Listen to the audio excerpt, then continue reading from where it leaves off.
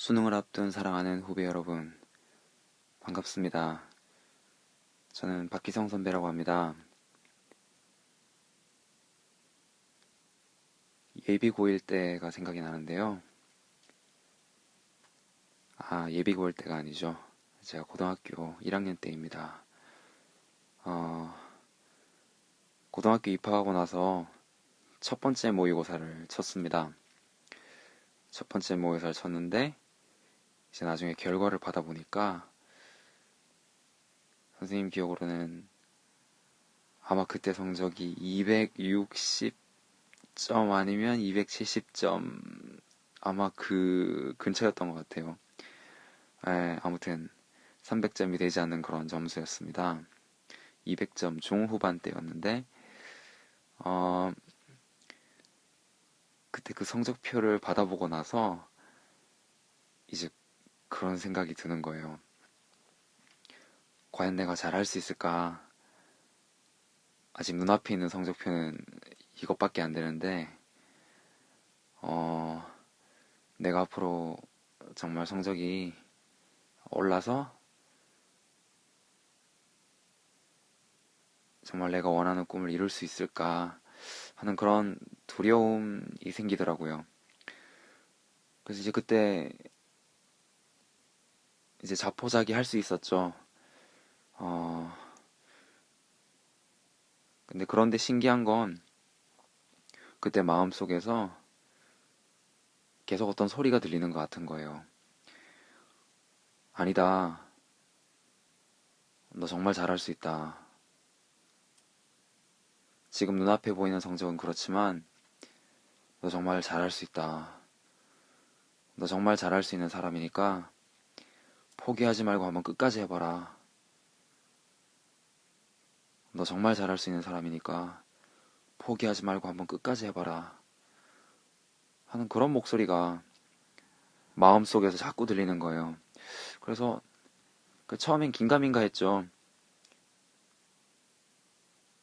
그런데 이제 이런 목소리가 끝까지 멈추지 않았어요.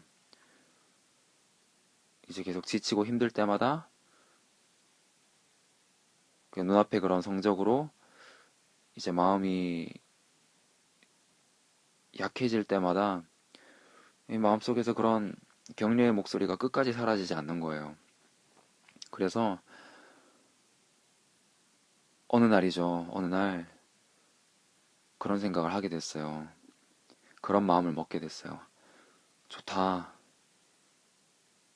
그러면 내 마음속에서 들리는 이 목소리를 내가 한번 믿어보자. 지금 성적은 그다지 좋지 않고 그다지 희망도 보이지 않지만 내가 잘할 수 있다는 걸 믿고 한번 끝까지 해보자. 그렇게 한번 내 마음속에서 들리는 그 목소리를 한번 믿고 한번 끝까지 도전해보기로 결심을 했습니다. 그때 이후로 많은 변화가 시작됐어요.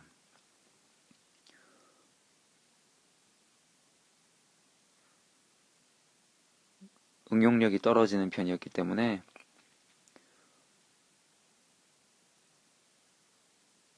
특히 수능에서 모의 수능에서 점수가 잘 나오지 않는 편이었지만 그래도 포기하지 않고 수업 시간 때 최선을 다해서 집중하고 마음속으로 이 과목을 잘 못합니다. 잘할 수 있도록 도와주십시오. 이렇게 늘 기도하면서 이제 친구들보다 두세 배는 더 열심히 그렇게 공부하려고 노력을 했었고, 그리고 쉬는 시간도 아껴서 수학 문제 한두 문제를 더 풀면서 화장실 갔다 오고, 그리고는 다음 수업할 책을 펴두고 또 기도를 하곤 그렇게 보냈었습니다. 이제 그렇게 3년이라는 시간을 보내고 나서 정말 오르지 않을 것 같은 그런 성적들이 마지막 고3 때 가서 수학, 과학 점수들이 이제 점점 오르는 것을 봤고,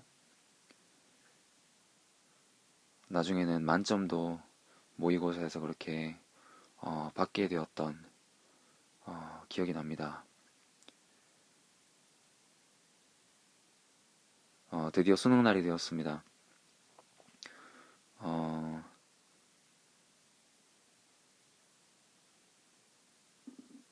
어, 수능 날 저도 사실 긴장을 참 많이 했어요.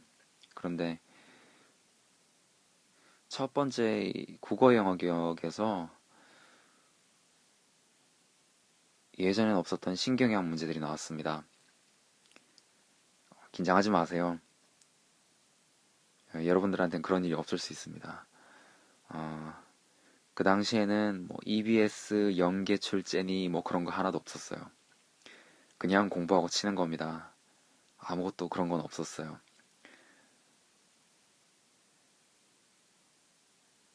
아무튼 그 첫 번째 언어 영역에서 예전 모의고사에서 듣도 본 적이 없는 그런 신경영 문제들이 대다수 나오면서 엄청나게 긴장을 했습니다. 이거 어떡하나. 문제를 풀다가 풀리질 않는 거예요.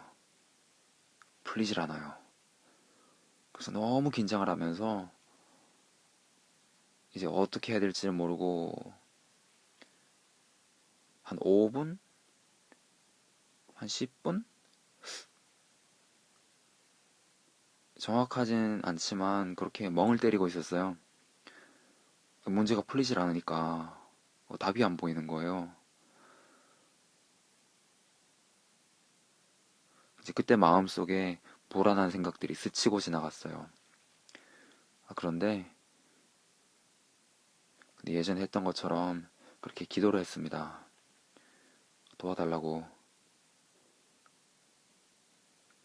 여러분들도 도와달라는 이 기도를 하면 꼭 들어주실 겁니다. 그때 어떤 아이디어가 떠올랐냐 하면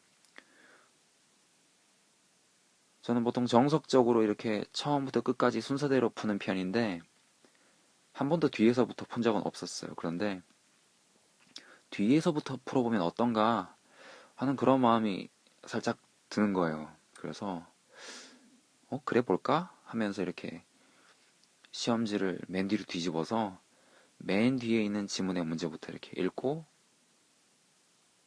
또 지문도 읽고 그렇게 풀기를 시작했어요. 그런데 뒷부분은 생각보다 상당히 쉽더라고요. 그래서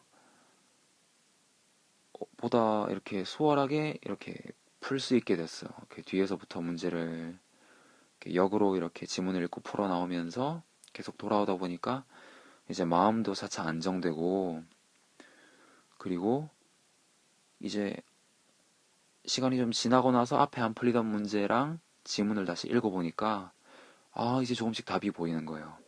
그때 아마 불필요하게 너무 긴장을 했던 것 같아요. 신경영 문제를 봤기 때문에. 그래서 그때 너무 긴장되고 힘들었지만 마음을 다잡고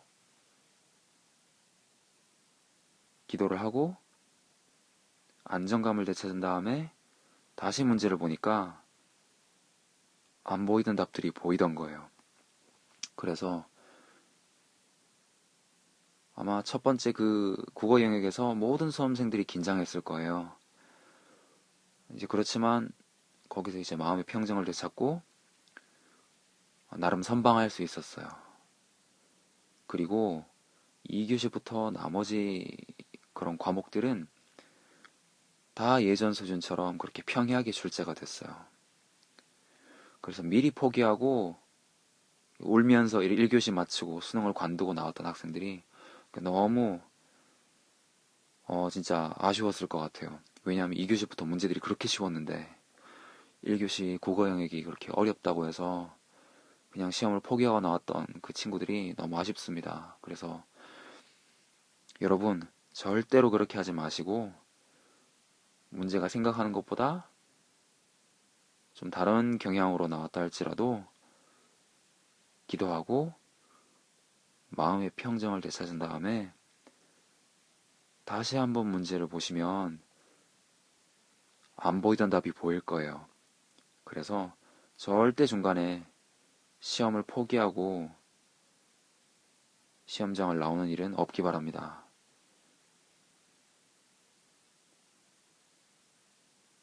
시험이 마음싸움이잖아요.